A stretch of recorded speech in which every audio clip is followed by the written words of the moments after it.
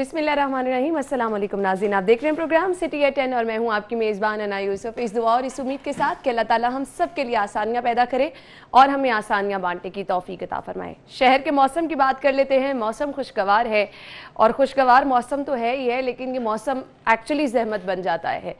जो सड़क के हालात हमने देखे, सड़कों के बल्कि मुख्तलिफ शाहराहों पर पानी अभी तक जमा है। बारिश रुके काफ़ी टाइम हो चुका है, लेकिन अभी तक हमने देखा कि मुख्तलिफ शाहराहों पर पानी जमा है। चूँकि खुद आपको घर से निकल के जब ऑफिस आना पड़ता है तो मुख्तलिफ शाहराहों पर जिस तरह से लोग परेशान होते हैं, मोटर बाइक्स बंद थी, एम्बुलेंसेस बंद थी, इसके साथ साथ गाड़ियाँ बंद थी। इवन मैंने ये देखा है कि गाड़ियों के अंदर तक पानी चला गया था। चूँकि रात से ही बारिश हो रही थी और सुबह तक होती रही, लेकिन अब बारिश रुक गई है। ताहाल निकासी अब मुमकिन नहीं बनाई जा सकी। दावे बड़े बड़े किए जाते हैं, लेकिन अनफॉर्चुनेटली उसकी हकीकत क्या है वो तो हम आपको दिखाते रहते हैं। आज भी आगे बढ़ेंगे, दिखाएंगे। सबसे पहले जान लेते हैं वेदर अपडेट्स क्या हैं।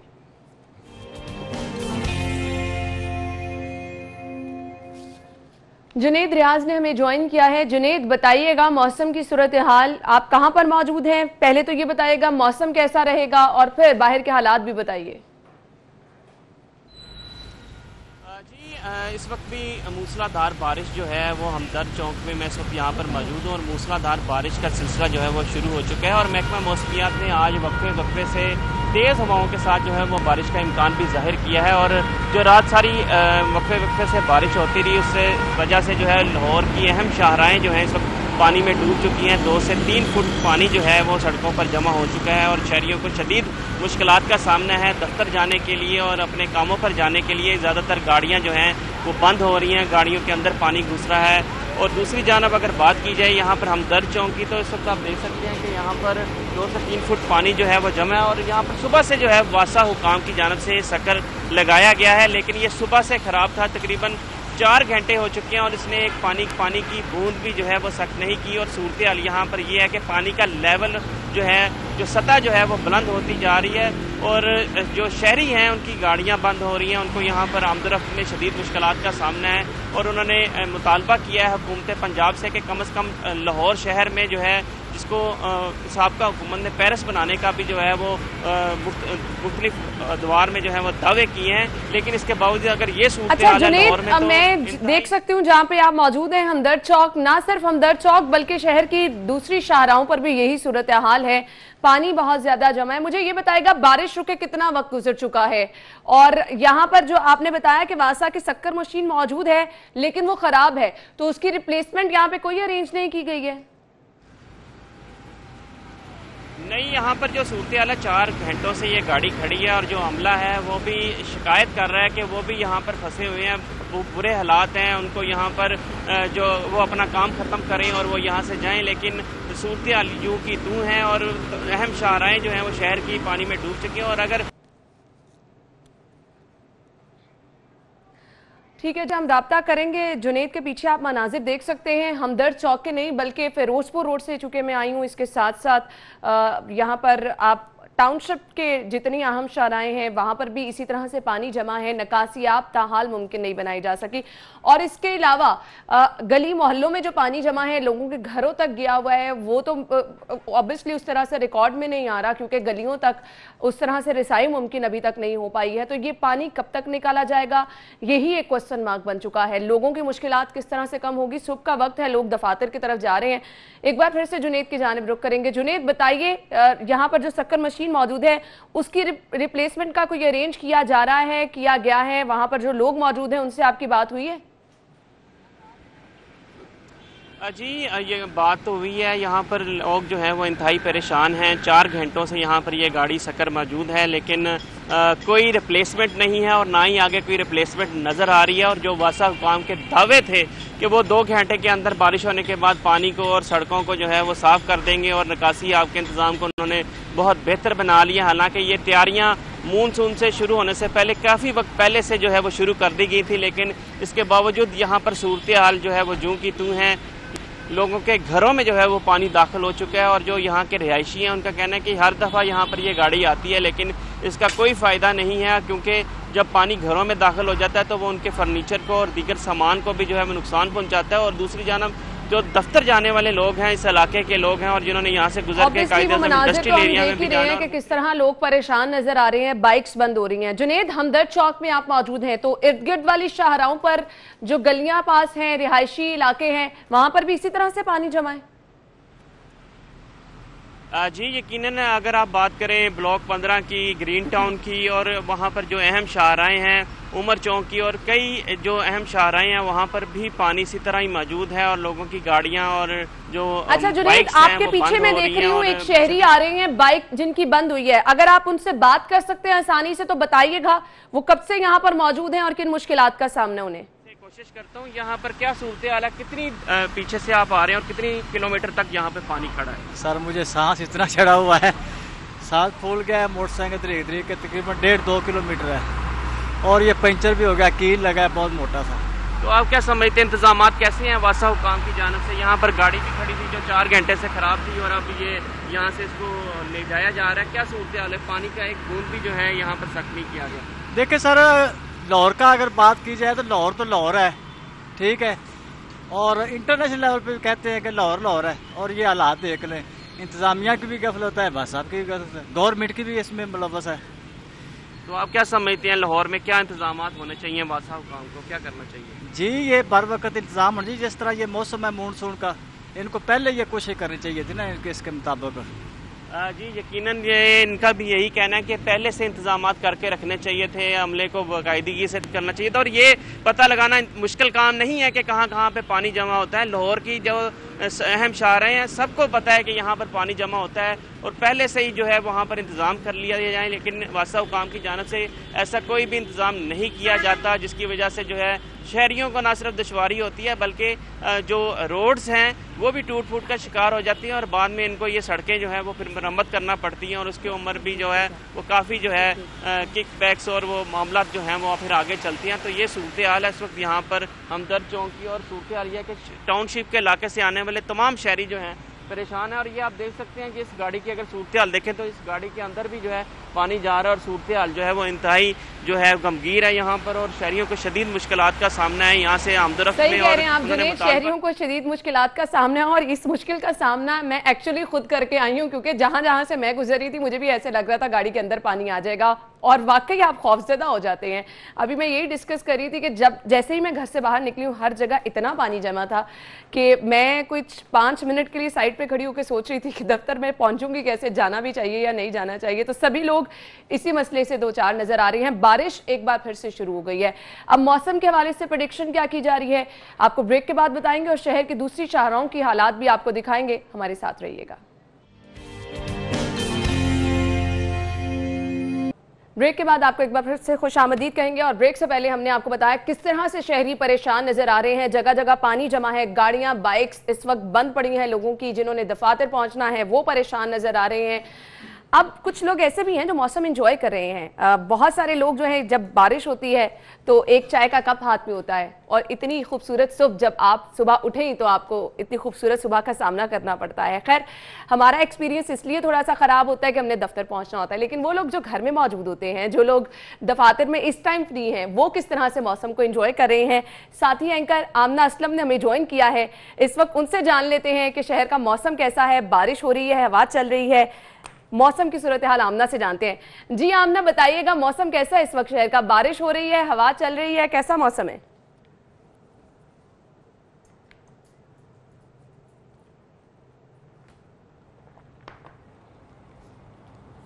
अना मौसम तो बहुत सुहाना है, आप मेरे पीछे भी देख सकती हैं। अगर मैं आपको अपनी अम्ब्रेला साइड करके दिखाऊं तो अभी भी बारिश हो रही है। और अगर बात की जाए हब्स की तो हब्स जो है वो थोड़ी सी है, लेकिन उसके साथ साथ हवा भी चल रही है। मौसम तो बहुत सुहाना है और मैं तो मौसम को एंजॉय कर रही हूँ, बहुत अच्छा लग रहा है। सही, मौसम आप एंजॉय कर रही हैं, हम स्टूडियो में बैठे हैं और आप जिस तरह मैंने कहा कि बहुत सारे लोग जो हैं वो इस वक्त मौसम एंजॉय कर रहे हैं। तो मुझे बताएं, हवा भी हल्की पुल्की चल रही है, बारिश भी हो रही है, तो इस तरह के मौसम में तो दिल करता है चाय शाय पीने का। आपने चाय शाय पी है?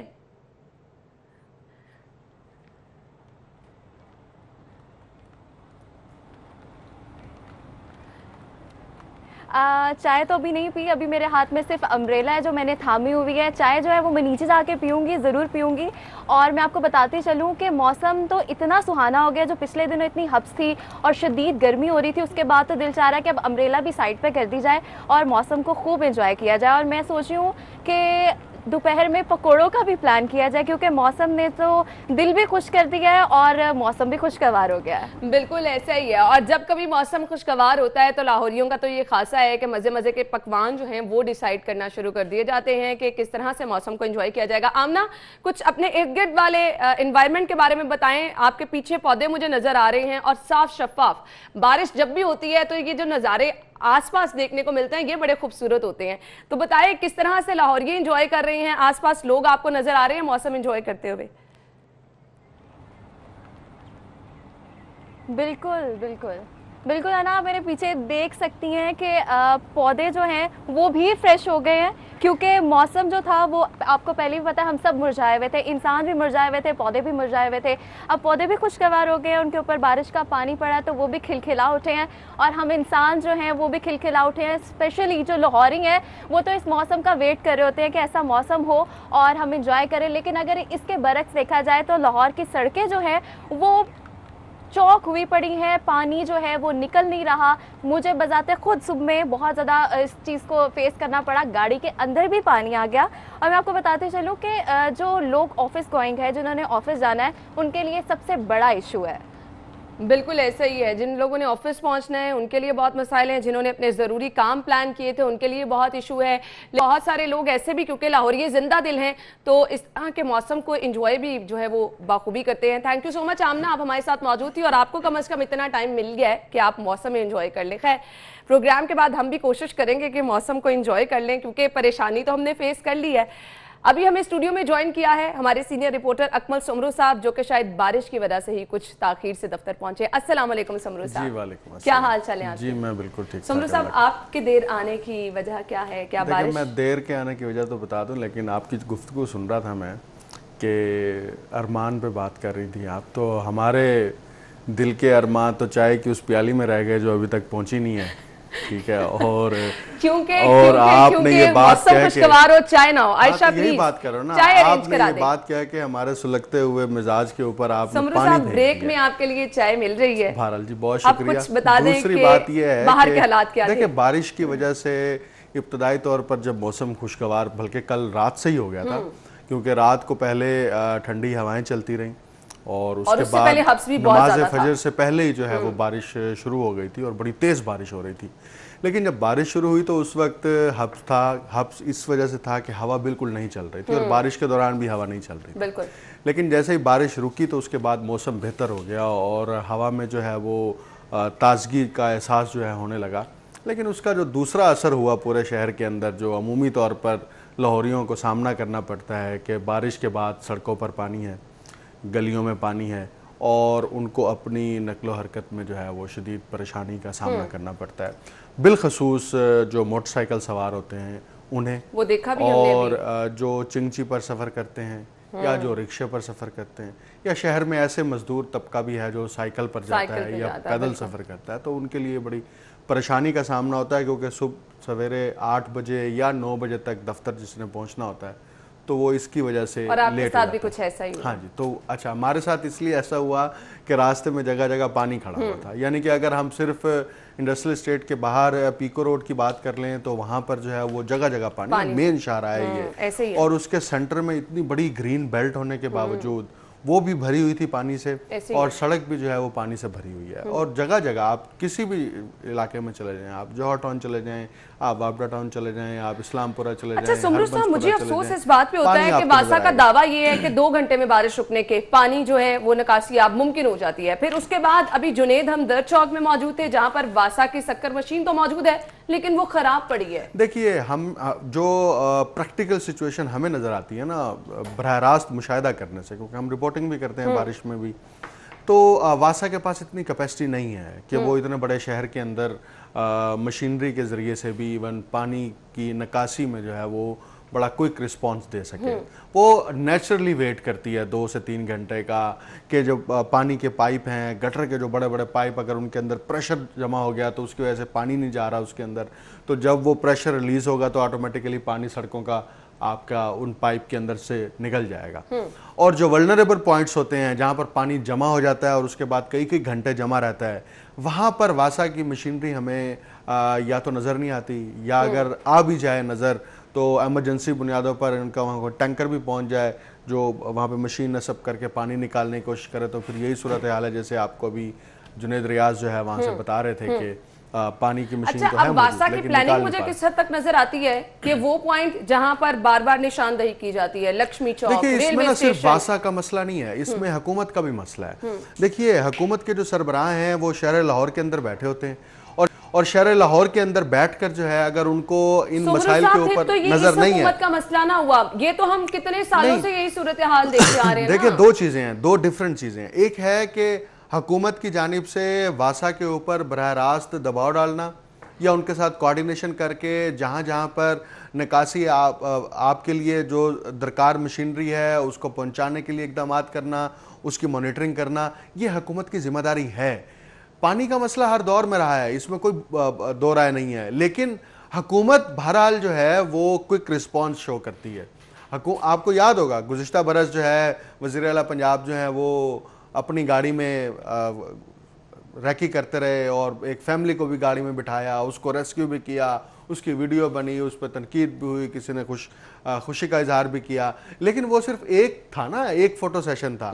आपको तो बारिश में सारा दिन फोटो सेशन करना चाहिए, इसमें तो आपकी भी तरक्की है, इसमें आपकी पजीराई भी है, आपकी दिल पजीरी भी है, और अवाम को भी मुतमईन कर सकते हैं कि हम बरह रास्त जो है वो देख रहे हैं। लेकिन ऐसा नहीं है, ये शोबाजी हो जाती है सर, ये शोबाजी हो जाती है। हम तो कहते हैं करें ये शोबाजी, हम कहते हैं, अवाम कहती है कि ये शोबाजी करें, ये पानी के अंदर मत उतरें, पानी जहां पर मौजूद है वहां पर अपनी गाड़ी में बैठे रहें, हैट ना पहने ना आप फिल्म की शूटिंग मत कराएं, लेकिन आप बरह रास्त जाकर अवाम की उस मुश्किल और परेशानी में खड़े होने की का मैसेज तो देना कि हम भी आपके साथ यहाँ पर मौजूद हैं। बिल्कुल। अब मसला ये है कि बारिश रुकने के कई कई घंटे बाद भी पानी का निकास ना होना, इस पर जो है वो सिर्फ सवालिया निशान नहीं लगता, बल्कि मार्केट्स हैं, जैसे मजान की बात करें तो वहां पर बड़ी मार्केट, आबिद मार्केट मौजूद है। अगर वहां पानी कई कई घंटे जमा रहेगा और मशीनरी जो है वो काम नहीं करेगी तो ऑब्वियसली आपको ये होगा।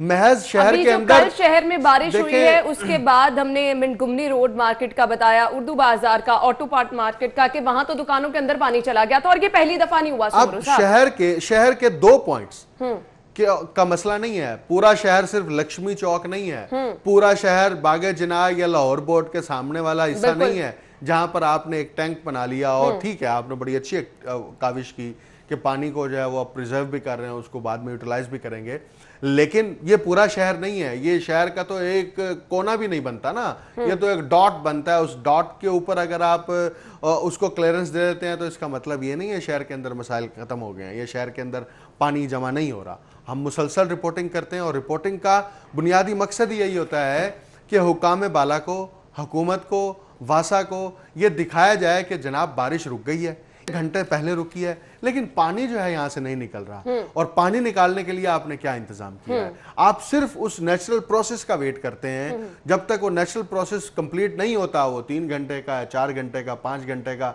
आप उस वक्त तक खामोशी से बैठे रहते हैं। और वल्नरेबल पॉइंट्स के ऊपर जाके मशीनरी प्रोवाइड करके वहां से पानी निकाल के शहरियों को रिलीफ करना या वहां से ट्रैफिक की आमदोरफ्त को आसानी फराहम करना, ये आपके एजेंडे में शामिल नहीं है और हुकूमत के एजेंडे में और फिलहाल अभी के हालात से मुमकिन भी नजर नहीं आ रहा है। खैर हम जरूर कोशिश करेंगे कि वासा के आला हुकाम से हम राब्ता करें और उनसे जानने की कोशिश करें कि उनकी प्लानिंग क्या होती है इस तरह के मौसम को लेकर, क्योंकि हम पहले देखते हैं कि इजलास होते हैं, प्लानिंग की जाती है, लेकिन अल्टीमेटली जब सूरत हाल इस तरह की होती है, कुछ सर पे आ जाते हैं आपके, हमेशा हमें, मैं तो ये कहूंगी कि बहुत ज्यादा लेट हो जाती है, मुश्किलात का सामना रहता है। ऐसा क्यों है? ब्रेक के बाद डिस्कस करते हैं, हमारे साथ रहिएगा।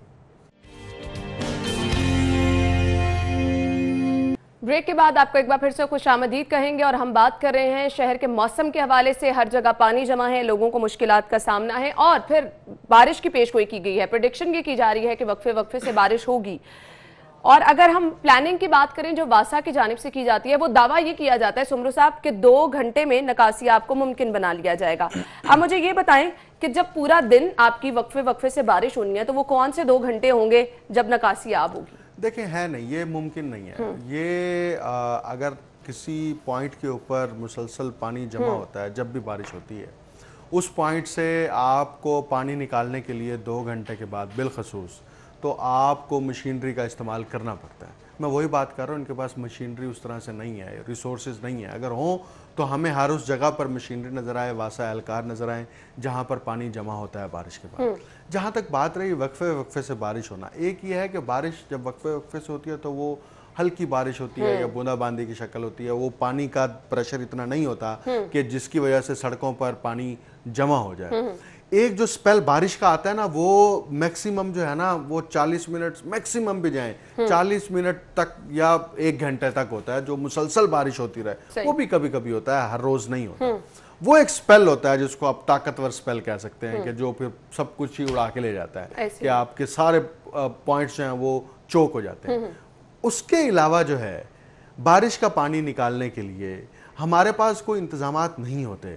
और आप देखिए कि ये सुबह का वक्त हो या शाम का वक्त हो, सुबह लोग अपने घरों से दफ्तर जा रहे होते हैं या ड्यूटी पर जा रहे हैं, उनको मुश्किलात का सामना। शाम को जब वो अगर बारिश शाम को हुई है तो दफातर से घरों को जाते हुए आपको मुश्किलात और परेशानी का सामना।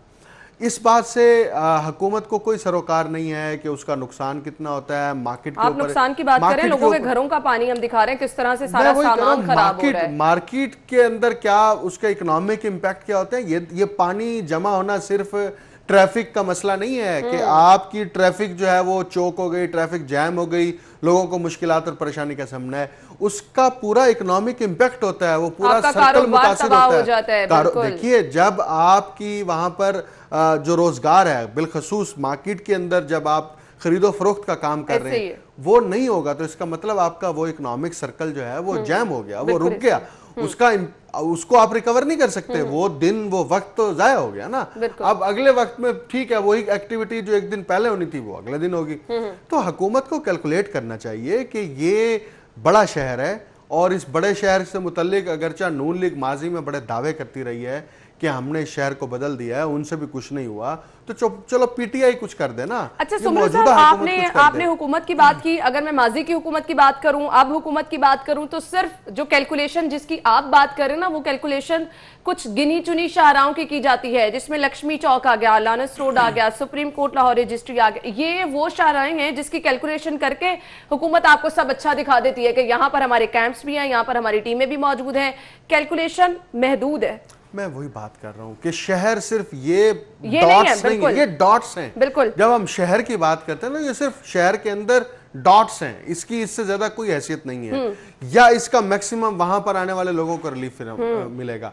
शहर के बाकी इलाके जो हैं, जो पोश एरियाज भी हैं या आम अवाम के इलाके भी हैं, आप शाही किले की तरफ चले जाएं, मीनार पाकिस्तान की तरफ चले जाएं, बदामी बाग की तरफ चले जाएं, आप यहाँ से ये घूमते जाएं इस पूरी पट्टी में, आपको वहां का पूरा कारोबारी जिंदगी जो है वो तबाह नजर आता है। बिल्कुल ऐसा ही है। तो अब लोगों को ये इलाके दिखाना भी बहुत ज्यादा जरूरी है। साउथ बट ने भी हमें ज्वाइन किया है, इस्लामपुरा कृष्ण नगर का इलाका है, वहां की सूरत हाल उन्हीं से जान लेते हैं। साउथ बताइए क्या सूरत हाल है यहाँ पर? मैं इस्लामपुरा के कृष्ण नगर बाज़ार में मौजूद हूँ और यहाँ पर जैसे ही सुबह के औकात में बारिश हुई है तो हर जगह पानी ही पानी नज़र आ रहा है। दुकानदार यहाँ पर आज दुकानें खोलने से कासिर हैं। जो मोटरसाइकिल सवार गुजर रहे हैं वो फुटपाथ के ऊपर से अपनी मोटरसाइकिल गुजार रहे हैं। आप देख सकते हैं कि मैं भी इस वक्त पानी के अंदर डूबा हुआ हूँ और मेरी जो टांगें हैं वो पानी के अंदर आप बखूबी देख सकते हैं। यहाँ पर हमेशा ही यही मसला रहा है, बारिश की जब भी मसाइल यहाँ पर खड़े हुए हैं। सालों से यहाँ का सीवरेज का मसला है, नशेबी इलाका होने की वजह से कब हमेशा यहाँ पर पानी जो है वो खड़ा हो जाता है। मेरे पीछे आप देख सकते हैं ये कोई नदी या नाला नहीं है, ये इस्लामपुरा का मेन बाज़ार होता था कभी, जो अब सिर्फ नदी नाले का मंजर पेश कर रहा है। आप देख सकते हैं कि दुकानदारों ने दुकानें नहीं खोली और दुकानदार जब भी इस्लामपुरा बाज़ार में बारिश होती है तो दुकानें इसलिए नहीं खोलते कि पता है कि दुकानों के अंदर भी पानी घुस जाएगा अगर दुकानों को खोलेंगे। वासा इंतज़ामिया को कोई एहलकार यहाँ पर सुबह से नज़र नहीं आ रहा। जब से बारिश हुई है यहाँ पर किसी एहलकार ने आकर निकासी आप के लिए कोई काम शुरू नहीं किया। और इससे जो गुजरने वाले यहाँ पर रहने वाले लोग हैं वो शदीद परेशानी में मुब्तला हैं। मोटरसाइकिल सवार जो यहाँ पर अंदर इस पानी के अंदर एक दफ़ा घुस जाते हैं तो उनकी मोटरसाइकिल शर्तिया यहाँ पर बंद होती है और बाद में उसको स्टार्ट करने के लिए उनको काफ़ी ज़्यादा तगोदो करना पड़ता है। कोई गाड़ी सवार यहाँ पर एंटर होने की कोशिश नहीं करता। मेरे आप अकब में देख सकते हैं, दूर एक बोतलों की सप्लाई की गाड़ी खड़ी हुई है जो यहाँ पर सप्लाई देने आई थी और अंदर आकर फंस गई है और अब वो सप्लाई वहाँ पर बहाल कर रहे हैं ताकि किसी ना किसी तरह सप्लाई तो दे दें, बाद में गाड़ी स्टार्ट करने का भी सोच। Thank you so much Saud, आप हमारे साथ मौजूद थे। और इस्लामपुरा कृष्ण नगर का ये इलाका है जिस तरफ सुमरू साहब ने इशारा किया था कि जब बारिश होती है इस तरह से पानी जमा होता है तो बहुत सारी चीजें इसकी लपेट में आ जाती हैं। जैसे साउद ने भी ये कहा कि दुकानें अभी तक यहाँ पे नहीं खुली हैं। लोगों को डर ये है कि एक तो यहाँ पे ग्राहक कोई नहीं आएगा, दूसरा पानी जो वहां पे जमा है उनकी दुकानों में ना चले जाए, उनका सामान तबाह ना हो जाए। खैर साउद, thank you so much. Break के बाद प्रोग्राम में आपको एक बार फिर से खुशामदीद कहेंगे। शहर में वक्फे से मुख्तलिफ इलाकों में इस वक्त भी बारिश का सिलसिला जारी है और बारिश जब हम कहते हैं होती है तो मौसम खुशगवार हो जाता है, लेकिन ये खुशगवार मौसम एक्चुअली आपके लिए जहमत बन जाता है जब आप देखते हैं कि बारिश की वजह से बिजली की फराहमी मुअत्तल हो गई है, घंटों आपको जो है वो लोड शेडिंग का अजाब भुगतना पड़ता है। और अगर आप घर से निकल के बाहर कहीं जाते हैं तो कहीं पर भी आप इस तरह से आपको जगह खाली नजर नहीं आती है कि आप सुकून से कहीं अपनी मंजिल तक पहुंच सकें, हर जगह पानी जमा होता है। तो अभी तो शाहराहों पर ये सूरत हाल है ही, लेकिन बहुत सारे इलाकों में इस वक्त बिजली भी बंद है। सुमरू साहब क्या कहेंगे, ये बहुत सारी चीजें जब ऐड हो जाती है ना तो ये खुशगवार मौसम भी आपके लिए जहमत बन जाता है। मैं वही पहले ब्रेक से पहले यही बात कर रहा था कि ये बारिश का पानी जमा होना सिर्फ ये एक फैक्टर नहीं है, इसके साथ बहुत सारी चीजें जुड़ी हुई हैं। और इसलिए मैं कह रहा था कि ये हुकूमत की जिम्मेदारी है कि वो प्लानिंग करे, प्री प्लान करे और उसके बाद उस प्लान्स को एग्जीक्यूशन की तरफ लेकर जाए। हुकूमत जब अदम दिलचस्पी का इजहार करती है तो मुतलका इदारे उस पर ज़्यादा तवज्जो नहीं करते। देखिए, बारिश ज़्यादा देर होने की वजह से जब फीडर ट्रिप कर जाते हैं तो बिजली कई घंटों जो है वो नहीं आती। ऑब्वियसली अब बारिश के दौरान आपका लाइन स्टाफ जाके काम भी नहीं कर सकता। हाँ, आपकी ट्रांसफार्मर्स की डीज जो हैं अगर वो गिर गई हैं तो आपका उस इलाके के अंदर, उस गली मोहल्ले के अंदर पानी होने की वजह से और डी उतरने की वजह से, आमदोरफ्त बंद होने की वजह से बिजली मुअत्तल रहेगी। जब बिजली मुअत्तल रहेगी तो आपके रोजमर्रा के अमूर उस वक्त तो मुतासिर हो गए।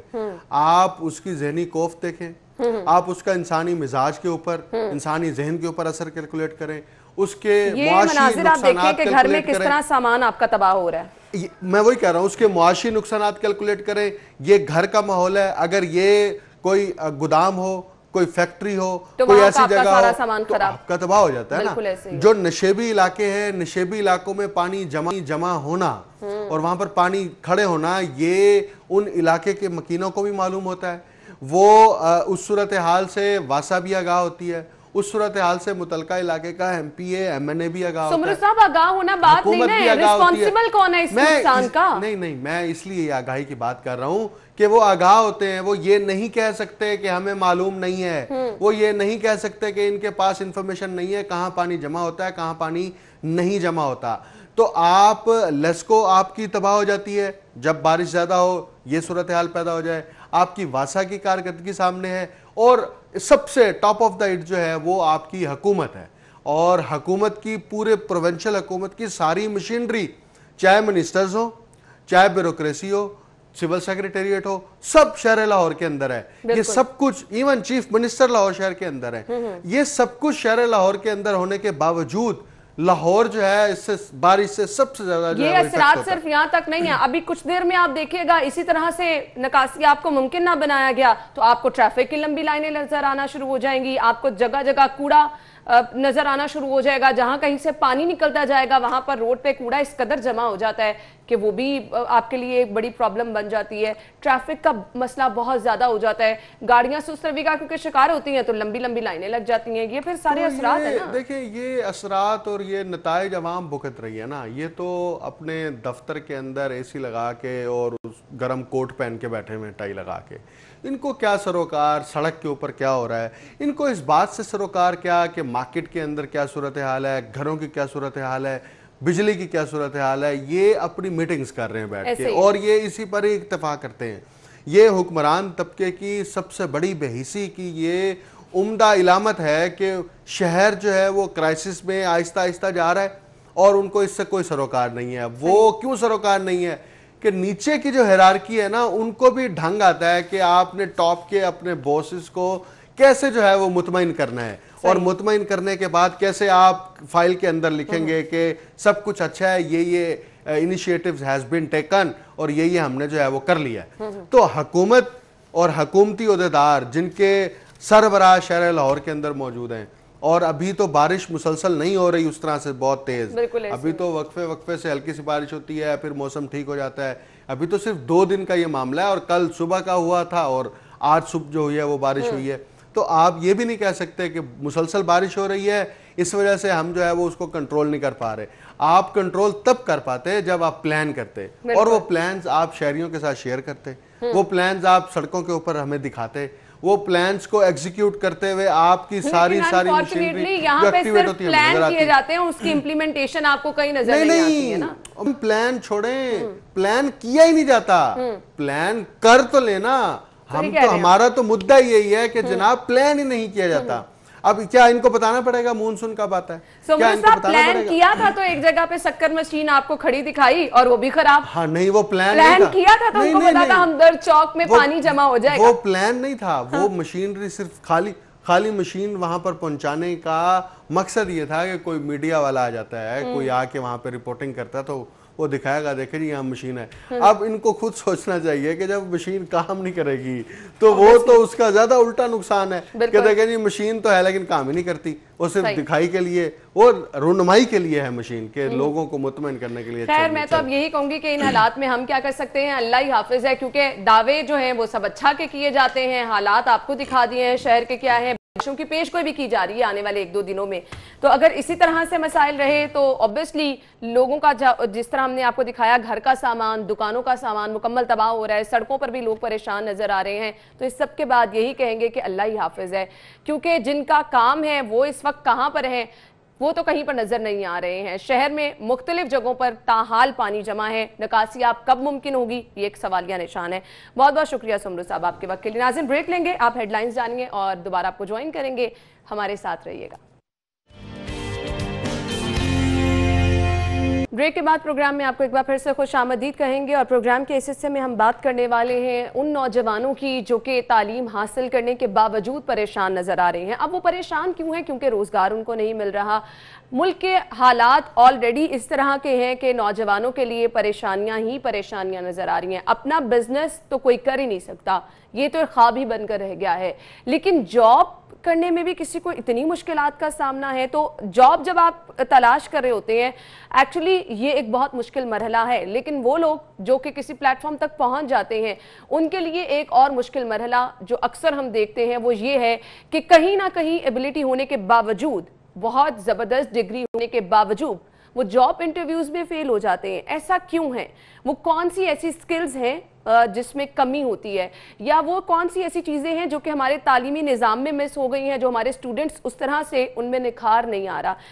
असल वजह क्या है, ये हम आज के शो में डिस्कस करेंगे। स्टूडियो में हमारे साथ हमारे मेहमान मौजूद हैं, मोटिवेशनल स्पीकर कासिम अली शाह साहब, उन्हें खुशामदीद कहेंगे। अस्सलाम वालेकुम। वालेकुम सलाम जी, क्या हाल चाल है? बिल्कुल ठीक ठाक। कासिम अली शाह साहब, सबसे पहले तो शुक्रिया, आज आपका मैं डबल इसलिए अदा करना चाहूंगी कि इस तरह के मौसम में यहाँ तक पहुँचना एक्चुअली बहुत ज्यादा मुश्किल हो जाता है। मैं ना आ पाता, कश्ती ले लेता गाड़ी पे ना आता। बाकी लाहौर डूबा हुआ सारा, अल्लाह ताला आसानी करे लाहौर पे, लाहौर के शहरियों पे, और जहाँ जहाँ बारिश हो रही है। बिल्कुल ऐसे ही है, क्योंकि बहुत ज़्यादा मुश्किल फेस करनी पड़ती है, ना सिर्फ उन लोगों को जिन्होंने कहीं जाना होता है, घरों में जिस तरह हमने हालात दिखाए हैं उससे भी बहुत सारे लोग परेशान हैं। खैर, अपने आज के टॉपिक की तरफ आना चाहेंगे, क्या कहना चाहेंगे सबसे पहले? अच्छा देखिए, गुजारिश ये है कि ये एक ऐसा संजीदा इशू है जिस पे टीवी प्रोग्राम कुछ लोगों को थोड़ा सा गाइड कर सकता है। मैंने कहा जी इतनी दुनिया में से कुछ लोग, और उसमें से भी थोड़े से लोगों को गाइड कर सकता है, बाकियों को यानी मैं माइंडसेट तो दे सकता हूँ लेकिन सोल्यूशन कुछ लोगों को मैं दे पाऊंगा। गुजारिश ये है, एक जुमला है, कोटेशन है वासिफ अली वासिफ साहब की, मेरी बड़ी पसंदीदा कोटेशन है, मैं उसको वहीं से आगाज़ करूँगा। उनसे किसी ने पूछा कि ये नौजवान बेरोज़गार हैं और नौकरियाँ नहीं मिलती, इसका क्या किया जाए? ये आपसे 30 साल पहले की बात है। अच्छा। तो उन्होंने कहा कि इस बेरोज़गारी की बड़ी वजह तालीम है, इल्म नहीं है। अगर ये तालीम छोड़ के इल्म की तरफ आ जाएं तो रोजगार का मसला हल हो जाता है। बिल्कुल आपने सही मैं आपको बताता हूँ इल्म और तालीम में फर्क क्या है। तालीम वो है जो आप नंबर, डिग्री, रट्टा पास कर लिए इम्तिहान, एक से दूसरा करते करते आपने 16 जमातें पास आपका की। इशारा है जुस्तजू की तरफ। अब दरअसल आपने 16 जमातें 18 जमातें एमफिल पीएचडी कर दिया, आपने इल्म कितना हासिल किया। इल्म का मतलब ये है कि आप जानते हो, आपकी जानकारी है, आपका फहम है, आपके पास विजडम है, और आपकी तालीम ने आपको इतना इल्म जरूर दिया कि आप रास्ते तलाश करने लग पड़े, आप इनोवेटिव हो गए, आपने नए रास्ते ढूंढे। जबरदस्त। आप छोटी सी मिसाल ले लीजिए कि ये YouTube पे हम एक पूरा प्रोग्राम कर चुके हैं, मैं गुजारिश उसमें भी कर रहा था, ये YouTube कई सालों से दुनिया में मौजूद है। ऐसे ही मैं 10 साल से YouTube पे मौजूद हूँ और इस वक्त हम लोग मिलियन बिलियंस में हैं। हमारा प्रोफेसर मौजूद क्यों नहीं है? वो इनोवेटिव क्यों नहीं है? वो अपने सब्जेक्ट को क्यों नहीं लेकर आता? हमारा रिसर्चर क्यों नहीं मौजूद? उसका चैनल क्यों नहीं है? आज हमारे न्यूज़ एंकर्स को, रिपोर्टर्स को और सारे एनालिस्ट को यूट्यूब चैनल्स क्यों बनाने पड़ रहे हैं? हम इतने देर से क्यों शुरू करते हैं? इसकी बड़ी वजह ये होती है कि हम दरअसल ट्रेंड बनने के बाद ट्रेंड को फॉलो करते हैं। बिल्कुल आपने हम सही कहा। इनिशिएट नहीं करते, आगाज नहीं करते। तो इल्म का मतलब है आगाज करने की जुर्रत होना। इल्म का मतलब है आपके पास खुद शनासी होना। इल्म का मतलब है आपको ये जानना कि मैं क्या काम अच्छा कर सकता हूँ और क्या काम बेगर्ज होके कर सकता हूँ, किन चीजों को मैं बेगर्ज होके सीख सकता हूँ। हमें सारा तालीमी निजाम जो माइंड सेट देता है वो जॉब का है। बिल्कुल ऐसे ही है। तालीम के जरिए तो एंटरप्रेन्योर्स बनने चाहिए, बिल्कुल सही तालीम के जरिए, इल्म के जरिए तो लीडर्स बनने चाहिए, तालीम के जरिए तो क्रिएटिव लोग बनने चाहिए, तालीम के जरिए तो इनोवेटिव लोग बनने चाहिए। हमारी बदकिस्मती देखिए कि हम सब के सब इस तालीमी निज़ाम के जरिए जो लाखों करोड़ों डिग्री और बच्चे मार्केट में प्रोड्यूस कर रहे हैं, दे रहे हैं, वो सबका माइंड सेट जॉब का है। जब नौकरी लेने वाले करोड़ों में होंगे और नौकरी देने वाले सैकड़ों में भी नहीं होंगे। बिल्कुल। एंटरप्रेन्योर का मतलब है वो जॉब दे सकता है। बिल्कुल। तो जॉब देने वाले हमने पैदा ही नहीं किए, हमने जॉब लेने वाले ज्यादा पैदा कर दिए। अब हमें जरूरत है कलेक्टिव सोसाइटी के लिए, मैंने एक ऐसा मशवरा जो सबको देना चाहूं, सोसाइटी सिस्टम, एजुकेशन सिस्टम, इसको सोचना चाहिए कि वो माइंडसेट पैदा करे, यहाँ एंटरप्रेन्योर्स हों, जॉब देने वाले लोग, जो बिजनेसमैन हैं, जो लीडर्स हैं। नंबर 2, एक आम इनफरादी फर्द वाहिद के लिए मेरा मशवरा है वो अपने स्किल्स को बढ़ाए। अच्छा, स्किल को ना हम लोगों ने अना बड़ा जुल्म किया, हमने स्किल्स को टेक्निकल तक रखा। हमने समझा शायद वो मैकेनिक, पेचकस, प्लास, कंप्यूटर का नाम है स्किल। स्किल आज दुनिया ने इतनी स्किल्स को स्किल्स माना है। स्किल्स क्या है? आईटी भी स्किल है, इंफॉर्मेशन टेक्नोलॉजी, ये जो गैजेट्स का सही इस्तेमाल है। अच्छा, हमारे बच्चे समझते हैं फेसबुक का अकाउंट बन गया, फेसबुक चलाना आ गया। उसको टेक्निकली कैसे इस्तेमाल करना है, उसका इम्पैक्ट कैसे बढ़ाना है, एक पोस्ट कैसे बनानी है, वो सब चीजों को एक प्रॉपर स्किल के साथ सीखना, वो हम नहीं सीखते। और कुछ प्लान भी नहीं करते ना, उस पर बैठ के हम गौर फिक्र करने की कोशिश भी नहीं करते, जो रैंडमली हाथ में आया और वो बस कर दिया और हमने समझ लिया कि हमें सब कुछ आ गया। बिल्कुल। ये देखिए, गाड़ी चलती है, लेकिन गाड़ी को कोई चला रहा है रेस में, जो रेस की कार होती है उसकी स्किल है। यानी आम कार चलाना जो हर कोई चला रहा है वो कुछ और है, और एक स्किल जिससे आप रेस में चैंपियन बन सकते हैं वो बिल्कुल एक हट के स्किल है। लिखना स्किल है, इंटरपर्सनल स्किल्स हैं, सॉफ्ट स्किल्स हैं, लीडरशिप स्किल है, कोई स्ट्रेटजी बनाना, प्रोजेक्ट बनाना स्किल है, कॉन्फ्लिक्ट को मैनेज करना स्किल है, टीम बिल्डिंग स्किल है, सोशल स्किल है, इंटरपर्सनल स्किल्स हैं। ये इतनी स्किल्स हैं। कम बख्ती देखिए, बदकिस्मती देखिए कि आपका तालीम का निजाम डिग्री देता है, ये स्किल्स पैदा नहीं करता। बिल्कुल। और इसमें से एक स्किल बड़ी है, मैं इंटरव्यू कैसे देना है, इंटरव्यू कैसे, अपने आप को प्रेजेंट कैसे करना है ना। अगर अभी हमारे डिग्री में आपके पास 100% नंबर है, लेकिन कहीं पे जाके आता कुछ नहीं है, आपको आता कुछ नहीं है। अब आप देखिए, एक सबसे ज्यादा पूछा जाने वाला क्वेश्चन इंटरव्यूज में कि डिफाइन योरसेल्फ, अपना प्रोफाइल बताओ, खुद को डिफाइन करो।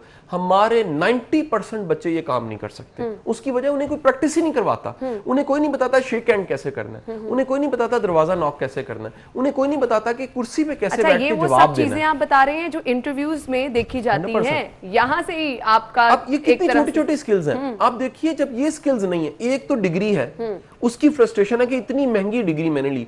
चंद दिन पहले मैं एक वेबिनार कर रहा, ये मतलब बिल्कुल वो सच्चा पक्का वाकया जिसकी वीडियो हमारे पास मौजूद है। अच्छा। उसमें 750 लोग थे।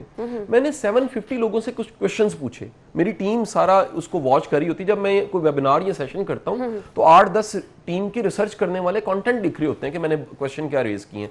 तो क्वेश्चन पहला मैंने रेज किया, जी आपकी डिग्रीज क्या क्या हैं? तो उन्होंने बताया BBA, BS, MBA, मुख्तलिफ डिग्रीज थी। अच्छा, उसके बाद मैंने उनसे पूछा कि इस पे कितना टाइम लगा, तो अना किसी को 2 साल, किसी को 4 साल। फिर मैंने पूछा कि 2-4 साल लगाने में आपका पैसा कितना खर्च हुआ, तो अना 4 लाख से 40 लाख रुपए तक की डिग्रीज थी। फिर मैंने पूछा आप में से कितने हैं जो बरसरे रोजगार हैं, 80% बेरोजगार थे। फिर मैंने उनसे पूछा कि 2-4 साल की डिग्री, 4 से 40 लाख रुपए आपका खर्चा आया, आपने रियली सीखा क्या? 80% का जवाब था नथिंग। जब तक आपकी आंखों से वो टोपी नहीं उतरती, आप उस हालत के नशे से बाहर नहीं आते, ग्राउंड रियलिटी पे नहीं आते, प्रैक्टिकली लाइफ को फेस नहीं करते, आपको पता नहीं लगता मेरे साथ धोखा हो गया। धोखा क्या हुआ? 16 साल आप तालीम सीखते रहे, लेकिन आपके पास इल्म आए कोई नहीं है। 16 साल आप एक सिस्टम में कूलों के बैल की तरह चलते रहे, लेकिन जब बाहर निकले तो पता लगा जो स्किल्स चाहिए। और मेरा दिल करता है कभी, मैं वैसे ये भी एक सर्वे कंडक्ट करना चाहता हूँ, अल्लाह ने चाहा ये पेंडेमिक के सारे हालात बेहतर होते हैं, जो हमारे HR के लोग हैं, जो बड़े इदारे, बड़े इंस्टीट्यूशंस में, उनके इंटरव्यूज कंडक्ट किए जाए, उनसे पूछा जाए कैसा बंदा आपको चाहिए। बिल्कुल। देखिए कितना गैप है, ये एकेडमिया आपका और ये आपकी इंडस्ट्री है। अब एक मक्खी भी आ गई है इसमें ये कमाल देखिए, तो मेरी ही आशिक है इसको ना मैंने जॉब सिखानी ना इंटरव्यू सिखानी, लेकिन शायद वो मेरे ख्याल से यहाँ पर हमें परेशान करने के लिए मौजूद है। खैर, लेकिन ये चीज आप जैसे कि जिक्र कर रहे हैं कि HR के लोगों को, क्योंकि हमारी एक्चुअली डिमांड क्या है वो भी जानना बहुत ज्यादा जरूरी हो चुका है। बिल्कुल ऐसे ही। अब ये देखिए कि जो इंडस्ट्री है, इंडस्ट्री कहां पर है, एकेडमिया कहां पर, इसमें गैप है। ये जो गैप है, वैसे मुझे एक और बात याद आ गई इस मक्खी से।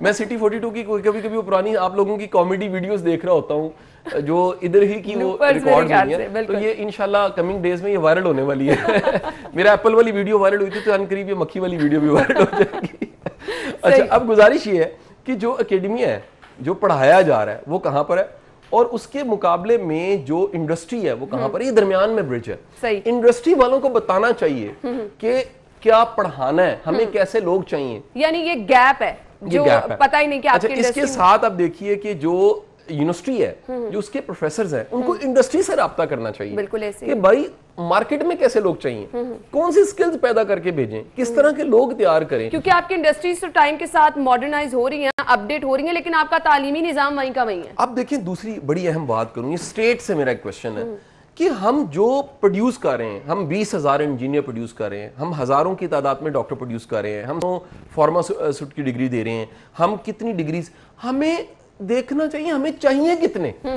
बिल्कुल। मीडिया साइंसेज आपके सामने 10 सालों में तूफान आ गया, हर बच्चा मीडिया साइंस पढ़ रहा है, मीडिया साइंस पढ़ रहा है, मीडिया साइंस। देखिए मेरिट उसका कहां चला गया। मुझे आज भी याद है 20 साल पहले मैथ्स कॉम में एडमिशन किसी को नहीं, कहीं एडमिशन नहीं मिलता था, मैथ्स कॉम में एडमिशन नहीं मिलता था, लेकिन आपके चैनल्स आए, आपके 125 चैनल्स हैं, इन पे अगर 10 एवरेज एंकर लगाएं, 1300 आपके एंकर्स हैं इस वक्त जो कैमरे को फेस कर रहे हैं, मैं एवरेज लगा रहा हूं। हमें जो प्रोड्यूस हम कर रहे हैं, लाखों में बच्चा मीडिया साइंसेस का तैयार कर रहे हैं, वो लाखों मीडिया साइंसेस पढ़ने वाला सारे नियत करके बैठे हुए हैं कि हमने फीमेल प्लान करी, मैंने अना यूसुफ बनना है, और मेल प्लान करा, मैंने कासिम अली शाह की तरह प्रेजेंट करना है। गुजारिश ये है सबको चैनल की स्क्रीन पे नहीं आना, बैक एंड पे क्या काम किया, स्किल्स क्या, फिर डिजिटल दुनिया आ गई है। ये डिजिटल जो मीडिया है ये इतना ताकतवर है, इसकी स्पीड इतनी ज्यादा है, वो हमें सीखना चाहिए। फिर YouTube चैनल्स कितने पावरफुल हैं, फिर कितना कंटेंट प्रोड्यूस करना है, किस तरह का कंटेंट चाहिए, ये सारी प्रैक्टिकल स्किल्स हैं जो हमारे एजुकेशन सिस्टम में मिसिंग है। बिल्कुल आपने सही कहा, यानी हमारा एजुकेशन सिस्टम जो है वो टाइम के मुताबिक उस तरह से अपडेट नहीं है। खैर, हम गुफ्तगू का सिलसिला आगे बढ़ाएंगे, ब्रेक लेंगे, ब्रेक के बाद आपको ज्वाइन करते हैं। जी तो नाज़रीन, कासिम अली शाह साहब हमारे साथ स्टूडियो में मौजूद हैं, गुफ्तगू का सिलसिला आगे बढ़ाएंगे। कासिम अली शाह साहब, मुझे अब सिर्फ ये बता दें, वो नौजवान जो कि जॉब के मुतलाशी हैं, जॉब के लिए जा रहे हैं, क्या नॉर्मली तो ये देखा जाता है कि अच्छी तरह से आप ड्रेसअप होके जा रहे हैं, वहाँ जाकर अब पेपर में सवाल क्या आएंगे ये तो आपको पता नहीं है, आपने तैयारी कैसी करके जानी है, आप तैयारी कुछ करके जा रहे हैं, पूछा कुछ जा रहा है, किस तरह से क्या तैयारी आप ये होनी चाहिए? देखें, चंद छोटी छोटी जो तजावीज़ हैं उसमें से एक ये कि खुद को समझें, आपने खुद को प्रेजेंट क्या करना है, आपने किस चीज़ के लिए अप्लाई किया हुआ है, डिमांड क्या है। मैंने ये प्रैक्टिस करके देखा कि जब भी जॉब कोई भी किसी भी तरह की वैकेंसी निकलती है, इन रेलेवेंट लोग बड़ी एप्लीकेशंस दे देते हैं, यानी वो सीवी कह लीजिए थोड़ी बहुत तब्दीली करते हैं। अच्छा, बड़े लोगों को सीवी भी लिखना नहीं आता। अच्छा। हमारे एक दोस्त हैं, वो भी ट्रेनर हैं, कोच हैं, वो लोगों के सीवी लिखने का बिजनेस करते हैं, बाकायदा उनका ये शोबा है, उनका एक डिपार्टमेंट है, वो चार्ज करते हैं 2-4 हज़ार रुपया और वो लोगों को सीवी लिख के दे देते हैं। आप अंदाजा लगाएं हमारे पढ़े लिखों की क्या हालत है कि MA BA वो मतलब MPhil करने के बावजूद लोग अपना एक CV और प्रोफाइल नहीं लिख सकते। उनको अपना आप नरेट करना नहीं आता और वो सारा कॉपी पेस्ट किया होता है कि जी मतलब मेरी स्ट्रेंथ्स ये हैं, मैं जिंदगी से ये चाहता हूँ, मेरी स्किल्स ये हैं, और वो कुछ भी उन्हें नहीं पता होता। सब ने लिखा होता है बुक रीडिंग, लेकिन आप इंटरव्यू में क्वेश्चन पूछें जी आप किताबें कौन सी पढ़ते हैं, बिल्कुल कोई जवाब नहीं आता, नाम नहीं कोई पता होता। तो ये अपना जितना आप खुद को जानते हैं, खुद को समझते हैं, खुद को प्रेजेंट करते हैं और सच्चे होके, यानी अपनी जॉब लेने से ज्यादा इंपॉर्टेंट है करने की जरूरत कि आप अपना आप सच बताएं कि ये मेरी स्ट्रेंथ है और ये मैं कर सकता हूँ, ये मेरी कैपेसिटी। और बिल्कुल ये चीज जानने की हमें जरूरत है कि हर बंदा दूसरे से डिफरेंट है, अल्लाह ताला ने किसी ना किसी में कोई ना कोई सलाहियत रखी है। आप गलत चीजें मेंशन करेंगे, ऑब्वियसली आपके लिए खुद ब खुद जो है वो मुश्किलात में इजाफा होता चला जाएगा। मुझे सिर्फ ये बता दें, एक तो आपने मेंशन कर दी ये चीज के वो लोग जो कि उस फील्ड के नहीं होते हैं इंटरव्यू देने के लिए वहां पहुंच जाते हैं, और कुछ लोग फील्ड के होने के बावजूद ये जो नर्वसनेस वाला एक फैक्टर है वो तारी हो जाता है। वो क्या खौफ होता है आपके अंदर कि पता नहीं जॉब कॉन्फिडेंस की कमी होती है। हर वो काम जो आप कभी करते हैं, देखिए इंटरव्यू हमने जिंदगी में कितने दिए होते हैं। मेरा क्वेश्चन है एक सुनने वाले से कि आपने कितने इंटरव्यू दिए हैं। आप जो भी काम कॉन्फिडेंटली कर रहे हैं उसमें आप कभी शेक नहीं करते, आप नर्वस नहीं होते, लेकिन इंटरव्यू क्योंकि चंद दिए होते हैं तो आप क्या होता है जी वो आप कंफ्यूज हो जाते हैं। इसका बेहतर हाल तो प्रैक्टिस है। प्रैक्टिस ये है कि टीचर्स को, प्रोफेसर्स को, पढ़ाने वालों को, यूनिवर्सिटी को, कॉलेज को अपने स्टूडेंट्स के ऐसे इंटरव्यूज कंडक्ट करवाने चाहिए बाहर से किसी को बुला के, ताकि बच्चे हमारे प्रेजेंट करना सीख लें, थ्रो करना सीख लें, बैठना उठना, छोटे छोटे नशिस्त बर्खास्त के तरीकाकार सीख लें। उससे होगा क्या कि वो एतमाद जो उन्होंने हासिल किया प्रैक्टिस से, वो फिर प्रैक्टिकल जब वक्त आता है कहीं जॉब अप्लाई करने का या जिंदगी में कुछ करने का, तो वो फिर ब्रेव होते हैं। सही। और एक तरफ हमारे वो भी स्टूडेंट हैं जो कि एक्स्ट्रा शार्प होते हैं, कहीं जाके बस एक सवाल पूछा उसके 4 जवाब दे दिए, उसका इम्पैक्ट भी बहुत बुरा जाता है। उनके लिए आप क्या कहना चाहेंगे? देखिए इंसान का ओवर कॉन्फिडेंस भी नुकसानदेह है, लो कॉन्फिडेंस भी नुकसानदेह है। एक सेल्फ कॉन्फिडेंस की डेफिनेशन ये है कि आपको पता हो मैं क्या हूं, मेरी स्ट्रेंथ्स क्या हैं और मैंने क्या करना है। तो ये कंफ्यूजन की भी निशानी है। कंफ्यूज इंसान वो एक की जगह 4 चीजें बता रहा होता है, जिसको फर्म है कि मैंने करना क्या है। अच्छा, मैं इंटरव्यू कंडक्ट करते बाद वक्त को जवाब देता तो मैं उनसे पूछता हूँ कि श्योर ये तुम्हें कंफर्म है, वो कंफ्यूज हो रहता है, कहता है नहीं शायद कुछ और। हालत ये है लोगों की। तो आपको अगर खुद पे एतमाद नहीं है तो फिर आप इंटरव्यू से गुजर नहीं सकते। अच्छा, बहुत सवालों के जवाब नहीं होते, लेकिन आपका एतमाद चेक हो जाता है, आपका अंदाजा लग जाता है कि आप कैसे हैं, किस तरह की आपकी अप्रोच है। बिल्कुल ऐसा ही है। अच्छा, कुछ लोग ऐसे कहते हैं सवाल जितना आप छोटा पूछें, मुख्तसर पूछें, उतना बेहतर होता है, जवाब आप जितना मुख्तसर दें उतना बेहतर होता है। लेकिन हमारे यहाँ आम ट्रेंड ये है कि आप जब एक सवाल पूछ लिया उसका जवाब देकर आप जब तक अपनी तसल्ली नहीं कर लेते, आप चुप नहीं होते कि मैं जितना मैक्सिमम किसी को बता सकता हूं मैं बता दूं। ये चीजें अक्सर जो है आपको अपनी बातों के अंदर ही उलझा देते हैं अगर आपका माइंड खुद क्लियर ना हो, तो ये आपके लिए नुकसान की बाइस बन जाती है। अच्छा, एक बड़ा ना अहम एक क्वेश्चन मैं आपको बताऊं, जो मुकाबले का इम्तिहान है उसमें 2 चीजें, जब से मुकाबले का इम्तिहान हो रहा है पाकिस्तान में 2 चीजें मौजूद हैं, एक ऐसे और एक प्रेसी है। ये हमेशा आपको मुकाबले के इम्तिहान में मिलेगी। ये क्यों है? अगर एक जुमला है और उस पर मजमून लिखना है, आपने पूरा ऐसे लिखना है, आपकी कितनी बड़ी सलाहियत है कि छोटी सी बात को अगर आप मुख्तलिफ डायमेंशंस और क्रिएटिविटी से सोचें, क्रिटिकल थिंकिंग, नए अंदाज से, रीडिंग, मुतालिया सब शामिल करें, तो आप उसमें उसको लेंथी करके लिख सकते हैं। और एक लेंथी चीज को पढ़ के उसमें से मेन मैसेज को आप समझना चाहें तो आप कितने शार्प हैं कि किसी बड़ी चीज को, तहरीर को पढ़ने के बाद असल मैसेज को समझ पाए। अब होता ये दोनों काम है, थोड़ी सी बात को वजाहत से बयान करना ये भी एक फन है, और बड़ी सी बातों को, बेशुमार तवील चीजों को समझना और उसमें से मेन मैसेज को निकाल लेना। हमें देखना पड़ता है कहां पर किस तरह की चीज की जरूरत है। अगर कोई वजाहत करने की जरूरत है तो फिर वजाहती नोट जरूरी है, लेकिन कहीं पर मुख्तसर अगर बात करनी है तो फिर तवील चीज को समझने के बाद आप मुख्तसर बयान कर सकते। बिल्कुल आपने सही कहा। और इन सब चीजों में एक जबरदस्त चीज जो मुझे लगी है वो ये है कि सबसे पहले खुद को समझिए, फिर आपको पता चलेगा कि आप एक्चुअली करना क्या चाह रहे हैं, आप क्या अच्छा बोल सकते हैं, आप किस तरह से अच्छा इंटरव्यू दे सकते हैं। मैसेज क्या देना चाहेंगे देखने वालों? देखिए, मैं ये कहूंगा कि जॉब करने वालों को जॉब करनी चाहिए, लेकिन बड़े लोग जो जॉब कर रहे हैं मैं उनसे कहूंगा अपना बिजनेस करें। उसमें बड़ा पोटेंशियल है, उसमें बड़ी गुंजाइश है। अगर आप ट्राई करते हैं, कोशिश करते हैं, तो आपको पता लगता है कि अल्लाह ताला ने रिस्क भी कारोबार में ज्यादा रखा हुआ है। आप ढूंढें तो आपको पता लगेगा जो कारोबार करने वाला उसका राज़िक पे यकीन ज्यादा होता है। जो पहली का इंतजार कर रहा है या साल के इंक्रीमेंट का इंतजार कर रहा है जो इस साल नहीं मिले, तो वो राज़िक को नहीं महसूस कर सकता। राज़िक की रज़ाकियत तब महसूस होती है जब आप देखते हैं कि मैंने कारोबार किया और कैसे गैब से असबाब रब ने पैदा किए और मुझे रिस्क मिलने लग पड़ा। बहुत ज़बरदस्त मैसेज है। मेरे ख्याल से हम सभी लोगों को इसी चीज़ पे सोचने की ज़रूरत है, क्योंकि हम अक्सर इंतज़ार करते रहते हैं और बहुत सारे ऐसे लोग हैं जो अपने आप को कोसते रहते हैं। जबकि आप अपने लिए वक्त ही नहीं निकालेंगे, अपने बारे में सोचेंगे नहीं, तो आपके रास्ते कैसे सीधे होंगे। थैंक यू सो मच, बहुत बहुत शुक्रिया आपके कीमती वक्त के लिए। नाज़रीन, ब्रेक लेंगे, ब्रेक के बाद आपको ज्वाइन करते हैं, हमारे साथ रहिएगा।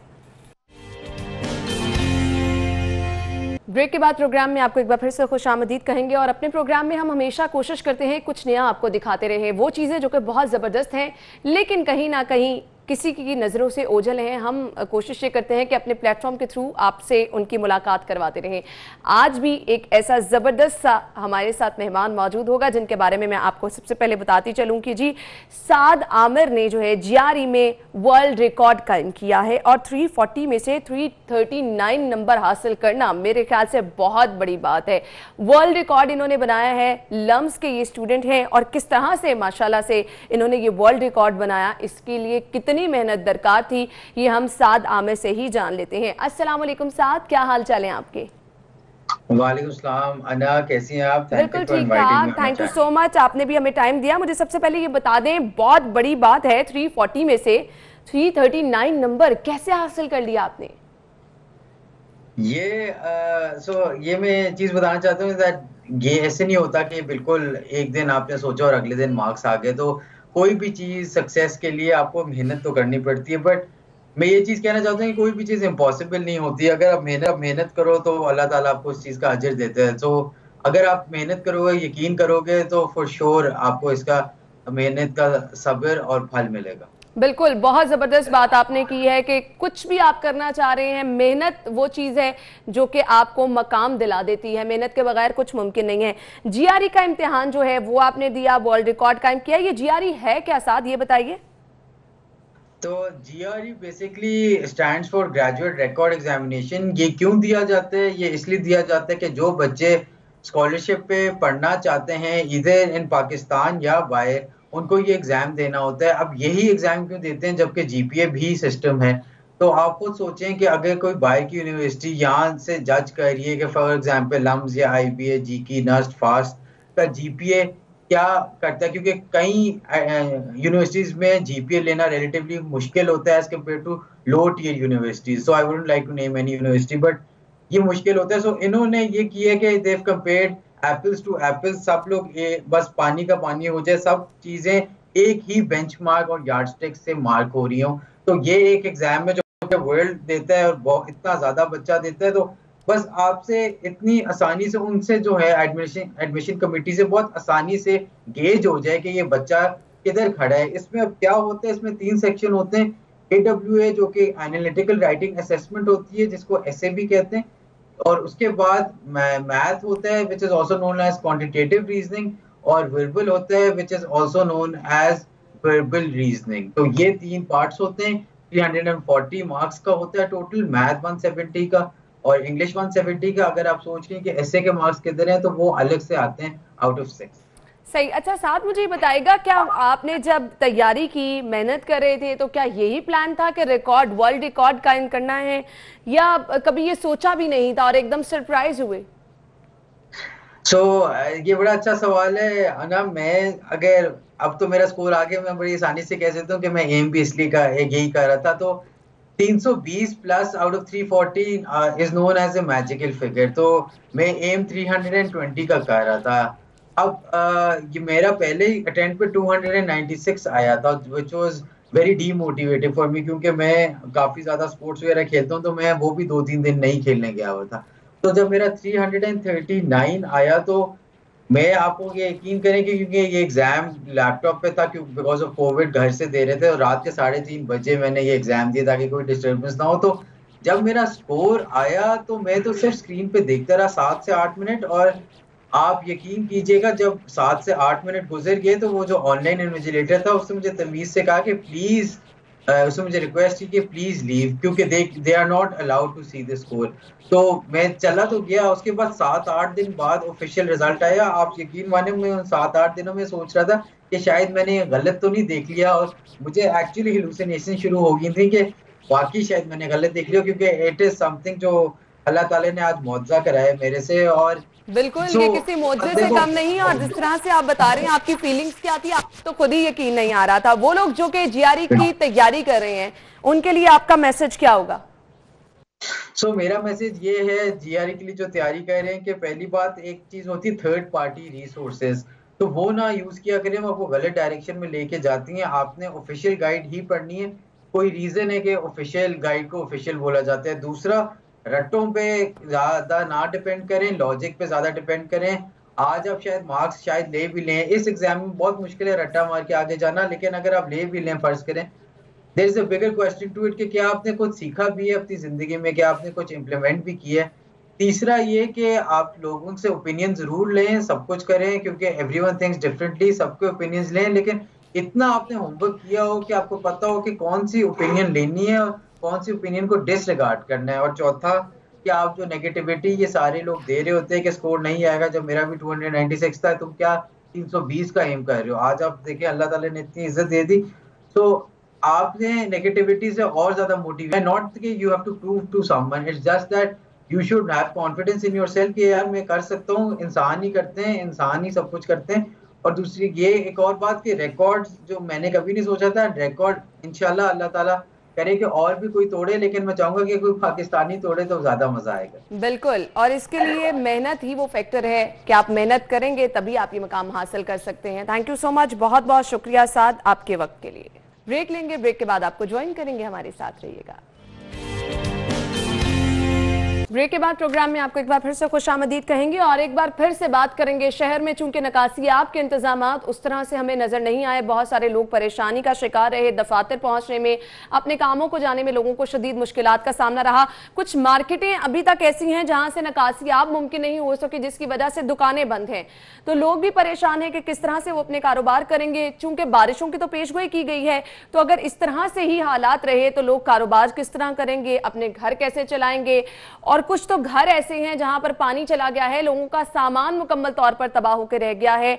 वो लोग जिनकी दुकानों के अंदर पानी चला गया है, उनका सारा सामान तबाह होकर रह गया है। तो नकासियाब की सूरत हाल हम जान लेते हैं। इस वक्त हमें ज्वाइन किया है एमडी वासा सैयद जाहिद अजीज साहब ने। बहुत बहुत शुक्रिया जाहिद साहब आपके वक्त के लिए। क्या कहना चाहेंगे, शहर में हर जगह बारिश के बाद हमने देखा कि पानी जमा हो जाता है। नकासियाब का जो टाइम ड्यूरेशन है वो फौरी तौर पर तो ऑब्वियसली मुमकिन नहीं हो सकता, लेकिन टाइम बहुत ज्यादा लंबा हो जाता है, ऐसा क्यों है? सबसे अच्छी खबर मैं आपको ये शेयर करना चाह रहा था कि सुबह ये सारी चीजें जब बारिश खत्म हुई तो 10 बजे लक्ष्मी चौक क्लियर था, क्लियर है, जीपीओ क्लियर है, रेलवे स्टेशन, चौक नाहुदा, चौक, डेरा वाला गेट, दौलत रोड में उधर पानी निकला हुआ और सिर्फ और सिर्फ आजपुरा और 1 इंच का पानी आपका कुपर रोड में रह गया। पानी की तलाश करनी पड़ती है। अब अल्लाह का ये शुक्र है कि इतनी ज्यादा और मौसम तरीके से ड्रेनेज हुआ है। जाहिद साहब, पानी की तलाश, हम लोग तो, मैं तो कोई ऐसा रास्ता ढूंढ के तलाश करके आना चाह रही थी कि कहीं पे पानी नजर ना आए। मैं जो रोड जिससे मैं आ रही हूँ उसका अगर मैं जिक्र करना चाहूँ, समनाबाद पूरा डूबा हुआ था, इकबाल टाउन का इलाका, कोट लखपत का इलाका, टाउनशिप का इलाका, हमदर्द चौक पर शक्कर मशीन मौजूद थी लेकिन खराब थी और वहां पर भी इस कदर पानी जमा था कि लोगों की गाड़ियां बंद हुई थी, तो बारिश भी रुक गई थी। ये जो ताखीर होती है, इसकी वजह आप क्या बताना चाहेंगे? 199 यानी 90 से कम 189 मिलीमीटर बारिश होना 6 घंटे में बड़ा अनयूजुअल फिनोमिना, इस साल में पहली दफा ऐसा हुआ। लेकिन इसके बावजूद 4 घंटे में जो बेशतर मकामात क्लियर हुए हैं, ये साथी पूरी रात मुझे मेरे समेत तमाम बादशाह जागा है और चीजें जाती रही हैं, इस वजह से ये मुमकिन हुआ है पानी का अखराज। अब वो आपने अक्सर फुटेजेस बनाई होंगी, लेकिन अब दोबारा जाएं, आपके पास नहीं है कि सुबह जब बारिश खत्म हुई तो खासा पानी और हर जगह पानी था। तो अगर आप दोबारा टीम को भेजें तो आपको पानी की तलाश करनी पड़ेगी। अच्छा जाहिद साहब, होता अक्सर ये है कि हमारे जो मेन पॉइंट्स होते हैं, जो चॉकिंग पॉइंट्स होते हैं, वहां से निकासी आप तो मुमकिन हो जाती है, लेकिन रिहायशी इलाकों में अभी भी बहुत सारे इलाके ऐसे हैं जहां पे पानी जमा है, घरों के अंदर पानी चला गया है, लोगों का सामान तबाह हो गया है। फिर हमारी मार्केट्स जो है, मिंटगुमरी मार्केट का अगर मैं जिक्र करूं, इसके साथ साथ दीगर मार्केटें जहां पर दुकानों में लोगों की, auto part market, Badami Bagh, basements में लोगों के दुकानों में पानी जा चुका है, इस पे क्या कहेंगे आप? हाँ जी, ये एक बादामी बाग की एरिया जरा डिफरेंट है क्योंकि वहाँ पे हमने एक वाटर टैंक भी नहीं बनाया जो बनाना है। और उसके अलावा जो आपकी बेशतर आबिद मार्केट हो गई, आपकी माल रोड हो गई, आपकी जो ग्रीन मार्केट और सर्कुलर रोड पे जो मार्केट है वो सर्कुलर रोड क्लियर हो गई है, सारी अब ओपन हो चुकी हैं, इशू नहीं है अब रहा। तो ओवरऑल आप ये देखें तो ये और शहर से मुआवजा करें तो 190 मिलीमीटर और 4 घंटे में आप क्लियर हो जाए। अब गली मोहल्ला या किसी का घर सड़क से नीचे है, इस तरह के वाकयात बिल्कुल हैं, कई मार्केटें सड़क से नीचे हैं। जाहिर साहब, लेकिन इस 4 घंटों में जिन लोगों ने सड़कों पर ख्वार होना होता है वो भी ख्वार होते हैं, जिनका सामान तबाह होना था। जनरल हॉस्पिटल के हमने मनाजिर अपने नाजरीन को दिखाए हैं जहां रेडियोलॉजी ब्लॉक में इतना सारा पानी जमा है। मुझे ये बता दें, बारिश पूरा दिन जब होती है, वक्फे से बारिश होती है, तो ये जो टाइम टारगेट आपकी जानिब से दिया जाता है कि इतनी देर में नकासियाब मुमकिन होगी, तो वो तो टाइम ड्यूरेशन बहुत लंबा हो जाता है, तो फिर कैसे मुमकिन होता है? उस पर आपकी क्या प्लानिंग होती है जब पूरा दिन वक्फे से बारिश होती है? जनरल हॉस्पिटल की जो आपने बात की है, जो अंदरूनी निज़ाम है, जैसे आपके घर के अंदर के सेहन में परनाला ना बना हो, तो ये जनरल हॉस्पिटल का इंटरनल सिस्टम है, उनका अपना ऊंचा नीचा कोई जगह होगी, हेल्प जरूर करता है, की भी हेल्प हम करने के लिए तैयार है। जैसे गद्दाफी स्टेडियम है, वहाँ पे भी हम उनकी हेल्प भी करते हैं, वो हमारा एरिया नहीं है। जब वक्फे से बारिश हो तो फिर तो पानी खड़ा होने के इम्कान कम हो जाते हैं, लेकिन ये तो कंटिन्यूस बारिश थी। रात को 20 इसकी हुई है 2 बजे रात और सुबह 6 बजे तक गैर वक्फे की बारिश रही है। इस वजह से ये सुबह पॉन्डिंग हुई, और जो जितनी पॉन्डिंग हुई है, और ये एक चीज का सबूत है कि इतना ज्यादा पानी था जो हमने निकाला। ये एक क्रेडिट की बात है कि आपकी हर सड़क नदी नाला थी और अब हर सड़क दोबारा सड़क में तब्दील हो गई। Thank you so much MD वासा। सैयद जाहिद अजीज साहब हमारे साथ मौजूद थे, जिनकी जानिब से कहा जा रहा है कि 4 घंटे में नकासियाब मुमकिन बना लेंगे, लेकिन शाहराएं ऐसी हैं अभी भी शहर के मुताबिक जहां पर पानी जमा है। हमारे आने वाले न्यूज़ बुलेटिन्स में आपको उन शाहराओं की सूरत हाल भी दिखाएंगे और ये दावे किस कदर हकीकत है इनकी वो भी खुल के आपके सामने आ जाएगा। प्रोग्राम का वक्त अपने इख्तिताम को पहुंचा, आप अपना बहुत सारा ख्याल रखिएगा, मुझे दुआओं में याद रखिएगा। इजाज़त दीजिए, अल्लाह हाफिज़।